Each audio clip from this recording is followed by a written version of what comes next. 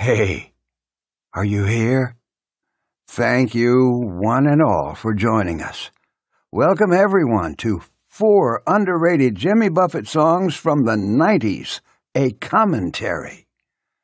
This is the 3rd and final volume, brought to you by The Paul Leslie Hour.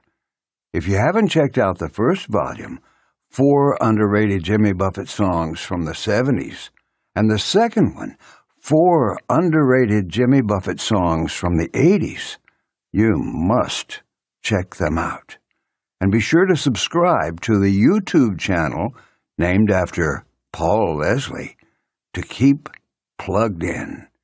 Okay, Paul, let's get this going.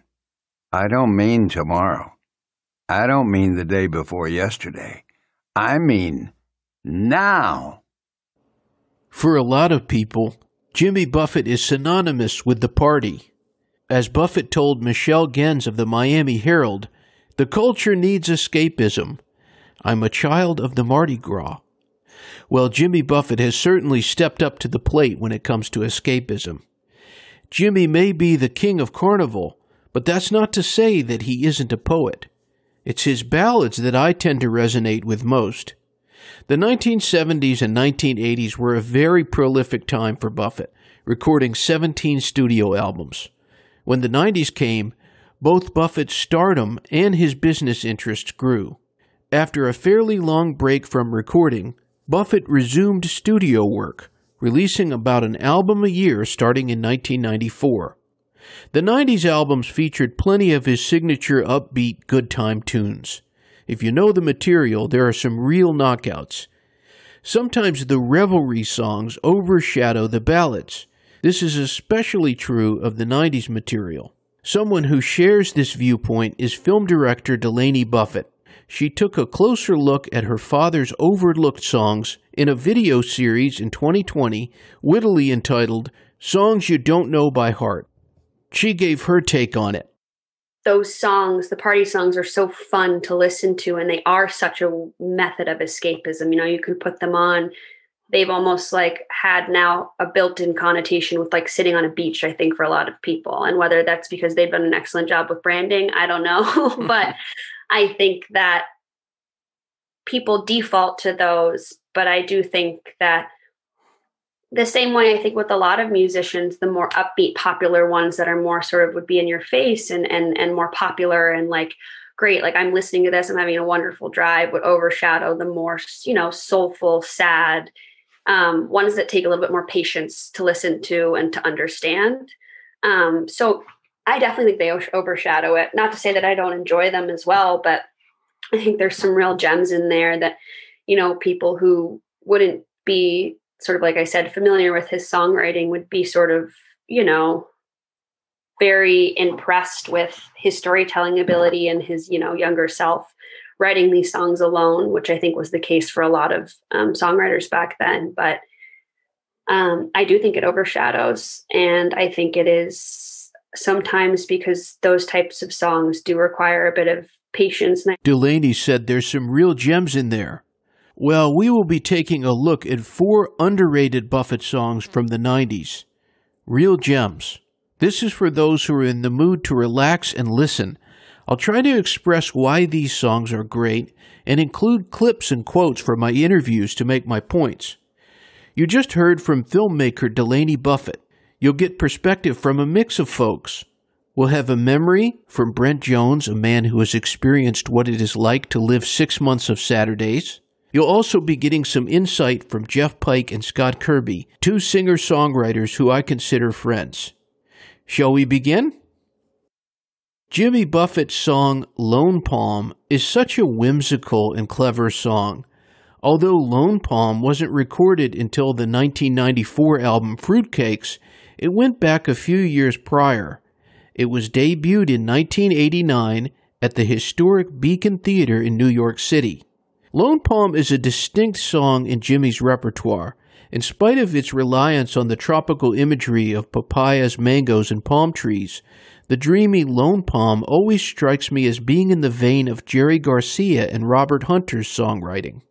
Jimmy played the song in memory of his friend Art Neville of the Neville Brothers on August 8, 2019 in Jones Beach, New York. Even a casual remark can inspire something poetic. Jimmy reminisced. We were in Cincinnati playing, and the Neville Brothers were in town, and we were working on some stuff, and I went to his hotel, and he said to me, "Oh, Jimmy, you're down there on the river where you can get a view over here. There's no bird flies by the window in this hotel." I went, "No bird flies by my window." Brent Jones, the subject of the Michael Eagleson song 6 Months of Saturdays, wrote to tell us his personal connection to the song. In 1994, I broke up with my one and only longtime girlfriend. The company I was working for relocated me from St. Pete, Florida, to a small town in north-central Arkansas. I was very much missing the girl and was a fish out of water in the new town. That year, Jimmy released the Fruitcakes album, and Lone Palm really resonated. The lyrics about a life filled with reggaes and tangos and a taste for the good life captured how differently my values and experiences were from the people in Arkansas. Of course, the whole section about the girl made of memories and phrases reminded me of the lost love. The song captured the loneliness and longing I felt. That's the great thing about Jimmy's music, and Lone Palm in particular. It served as an escape, a validation, and provided hope to someone young and wild with oh so much to learn. Thank you, Brent. Buffett says his song Jimmy Dreams was the first reference to his fascination with the Pleiades, that he would explore more in his literature writing. Jimmy Dreams is a gentle song, somewhat lullaby-like. It paints a romantic portrait of solitude, and I love the line, "Take it all in, it's as big as it seems." As my mom likes to put it, it's bigger than us. Singer, songwriter, and musician Jeff Pike has a great appreciation for Jimmy Dreams. Pike had the opportunity to perform live with Buffett first in Atlanta, Georgia in 1995. He shared what he thinks about the song. When Barometer Soup came out, it immediately became my favorite Jimmy Buffett album at the time. And upon my very first listening of Jimmy Dreams, it moved me probably almost to tears. It's a whimsical song.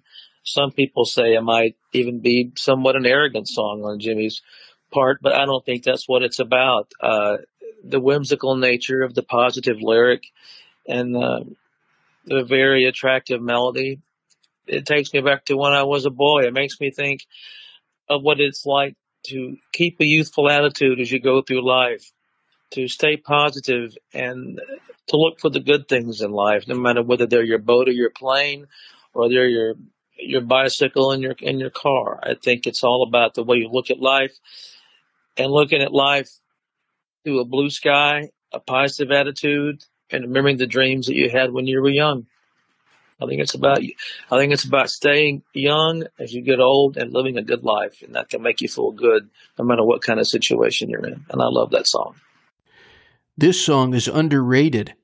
Buffett performed Jimmy Dreams in some concerts during the 1995 Domino College Tour, but never again.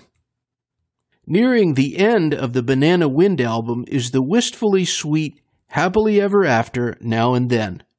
You could imagine this song being played at a wedding. Happily Ever After stems back several centuries from the phrase happy in the ever after, with the ever after meaning heaven. Was Happily Ever After Now and Then Buffett making a statement about personal philosophy? Maybe so.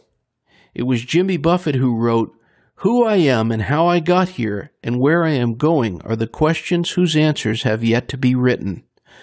But the clues are the songs." This particular song was written with the great singer-songwriter Dave Loggins of Please Come to Boston fame.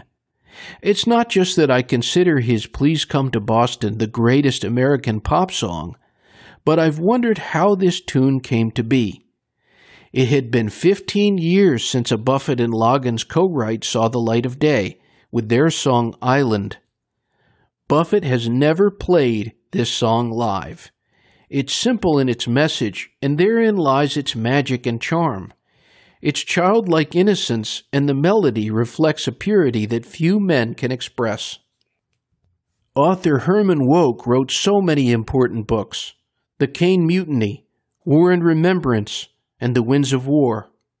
Wouk was prolific and shared the actionable advice, write a page a day, it will add up. Wouk passed away in May 2019, just 10 days shy of his 104th birthday. He accomplished what so many writers seek, to leave behind stories worth going back to. Storytellers inspire one another. Herman Wouk certainly did this for Jimmy Buffett. Buffett was enamored by Wouk's 1965 book Don't Stop the Carnival, that tells the tale of Norman Paperman, a New York press agent who runs to the imaginary tropical island of Kinja as part of his midlife crisis. Buffett's fascination was such that he persuaded Wouk to collaborate with him on a short-lived musical. Wouk wrote about the process. My draft of the libretto went to him scene by scene, and in short order, back came tapes of original songs written and performed by Jimmy Buffett, decidedly Caribbean in flavor and wholly faithful to my book. Not many people got to see the musical, but Buffett released Don't Stop the Carnival, an album of the songs, in 1998. Herman Wouk wrote Jimmy a note saying, "The album came and I listened to it with warm pleasure. However, I must confess, I miss the following lines. They capture the whole spirit and the theme of Carnival in 9 words. If you do any revision on the album, I hope you will find room for that interlude." As was the trend in the late 90s, it was an enhanced CD that included a video. Jimmy appeared reading Herman's aforementioned letter. He then performed an unplugged acoustic performance of that missing interlude Herman Wouk longed for, Green Flash at Sunset. The short tune would be performed throughout the 1998 tour, never to be revisited again. I'm impressed by how it communicates a complete sentiment. As Cicero said, brevity is a great charm of eloquence. Closing ponderings. These more obscure songs have a way of getting in your mind or heart. Scott Kirby, a great singer-songwriter and guitarist, called me to discuss these commentaries, and I'd like to share some of his thoughts that I share. Kirby makes the case that many songs like this just may never see the light of day for recording artists in the future. I think we're speaking of the fact of the influence of streaming sites and how the album as we know it, for people from my generation, may not exist on a large scale moving forward, which means artists aren't going to sit down and write 10 or 12 or 13 songs. They're going to write 2 or 3 songs focused to be played streaming, on these sites. I've greatly enjoyed so many of the songs Buffett co-wrote with other writers, but I've noticed throughout the series that in picking what I felt was underrated, most were written solo. Scott Kirby shared his thoughts on this too. I think in the case of Jimmy, who later in his career did collaborate a lot, when he did write those solo pieces, they had a sense of authenticity that harkened back to the time when he was writing 80 or 90% of his own song. Thank you for joining me in this commentary. I would like to mention some other honorable mentions. Remittance Man, one of the best productions, the very personal False Echoes, and Merry Christmas, Alabama, Never Far From Home, written with Matt Betton. I'd love to hear what Buffett songs from the 90s you think are underrated. Just leave a comment below. And keep in mind, there's a new Jimmy Buffett album due out in 2023, the year I'm recording this. It's been an honor to have your attention. I don't take that for granted. Until next time.